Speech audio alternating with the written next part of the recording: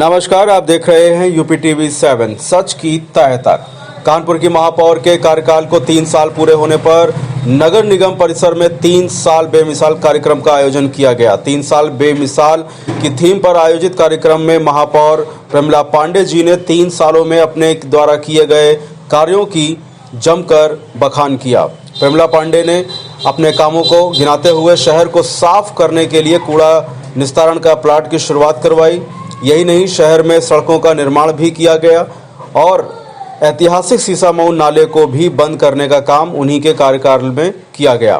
3 सालों के अपने कामों का बखान करते हुए उन्होंने कहा कि शहर से चट्टों को बाहर करने के लिए वो लगातार कार्रवाई कर रही हैं।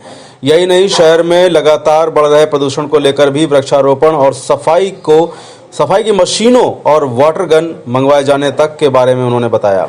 लेकिन जब उनसे कानपुर के सबसे ज़्यादा प्रदूषित होने की उपलब्धि के बारे में पूछा गया तो उन्होंने पूरा ठीकरा जनता पर ही फोड़ दिया। बीते लंबे समय से कानपुर पूरे देश में सबसे ज़्यादा प्रदूषित शहरों में टॉप पर बना हुआ है।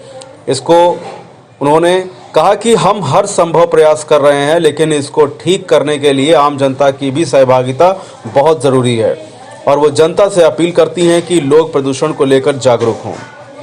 बाकी के बचे 2 साल में काम करने वालों को लेकर उन्होंने यह भी कहा कि पूरे शहर में सभी पार्कों का कब्जा मुक्त कराया गया है, यानी कि उन पार्कों से कब्जा हटवाया गया है, उनका उद्देश्य है, और शहर से चट्टों को बाहर करना भी उनका प्रमुख उद्देश्य है। आप जुड़े रहिए यूपी टीवी 7 से सच की तह तक। अगर मैं सही बोलूं तो मेरा संगठन, मेरे जो 1 से 10 पार्षद, मेरे बच्चे पार्षद के रूप में इस तरीके से मेरे साथ, इनके पास भी यही मामला आता है कि पार्कों में कब्जे हैं। एक बार हमने बर्रा का जब खाली कराया था तो 35 मामला है, उसके लिए भी काम करने का मैंने सोचा। तो हमने शहर में, पूरे शहर में जब हमने 12,600 रुपये हमने अपने नगर निगम के मद में जमा किया।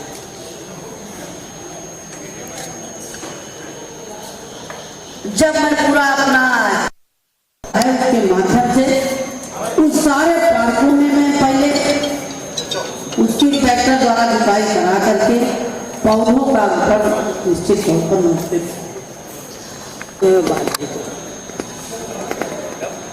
हमारा सबसे नंबर 3, हमारी सबसे आपको लगा कि हाँ ये हम लोगों ने पा लिया, बहुत बड़ी बात है, और ऐसा अचीवमेंट जो अभी तक नहीं किया? देखो, एक तो सबसे बड़ा काम किया जो महामहिम हमारे सदन में आए, ये सबसे बड़ा काम मेरा था। दूसरा ये था कि हम शहर को स्वच्छ बनाने के लिए मैं 3 साल से काम कर रही हूँ। पर्यावरण पेड़ लगा करके, और ऐसे पेड़ लगाए हैं जिसमें बरगद है, पीपल है और गूलर है, जिनकी वायु से, हवा से लोगों को एकदम ठीक ठाक ऑक्सीजन मिलता रहे, ऐसे पेड़ लगाए हैं। ऐसा काम सबसे ज्यादा कौन सा रहा जो जनता के हित में हुआ हो? अब देखो, सब जनता ये चाहती है कि उनको, जनता नेताओं से कुछ नहीं चाहती है। नेताओं से ये चाहती है कि उनके यहाँ स्वच्छता बनी रहे, सफाई बनी रहे, बस अब पानी उनको शुद्ध मिले, सड़क मिले और सफाई। इसकी मैं पूरा कोशिश किए हूँ कि क्या कहते हैं, सफाई के लिए कि उनके दरवाजे झाड़ू लगती रहे। गोबर के लिए मैंने इतना बड़ा अभियान चलाए रखा है, वो आपको भी पता है, सबको पता है।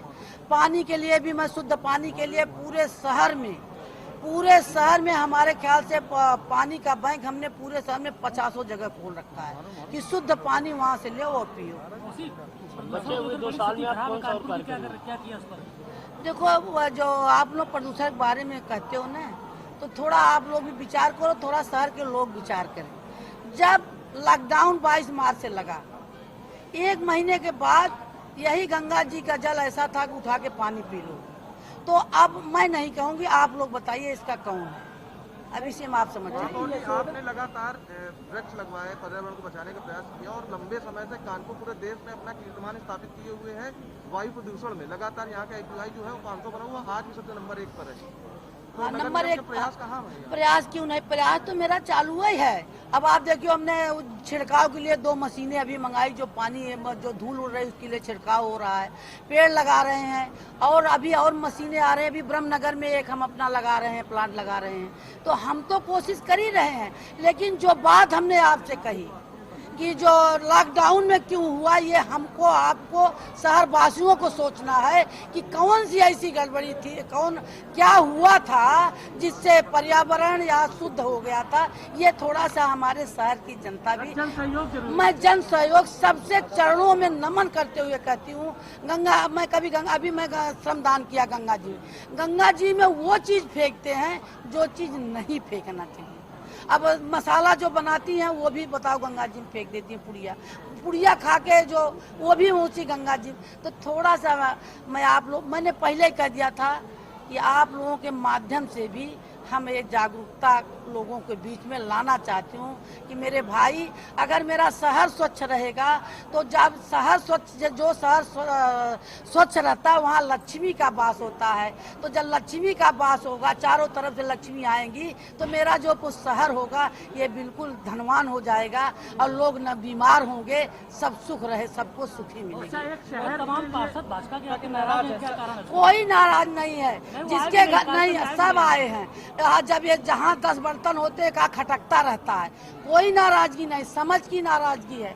कौन सा साथ है? 5 साल का साथ सबका है। 5 साल के लिए मैं मेयर हूँ, वो पार्षद हैं। ये जो सदन से सड़क की लड़ाई जो मुकदमेबाजी तक देखिए, ये मैं महापौर हूँ, मेरे सामने आप मीडियम हो, मेरे सामने अगर गलत करोगे तो आप हमें कुछ भी छाप दोगे, मैं आपके साथ वही कर सकती हूँ। अच्छा, शहर में आपने चट्टा हटाने को लेकर अभियान छेड़ा, आपके ऊपर हमला तक हो गया है, लेकिन लगता है कि अभियान आपका मतलब आगे चल के सफल होगा? नहीं, ये तो आप ही बताओगे बेटा कि होगा कि नहीं होगा, क्योंकि मैं तो इसको पूरा सफल मान के चल रही हूँ।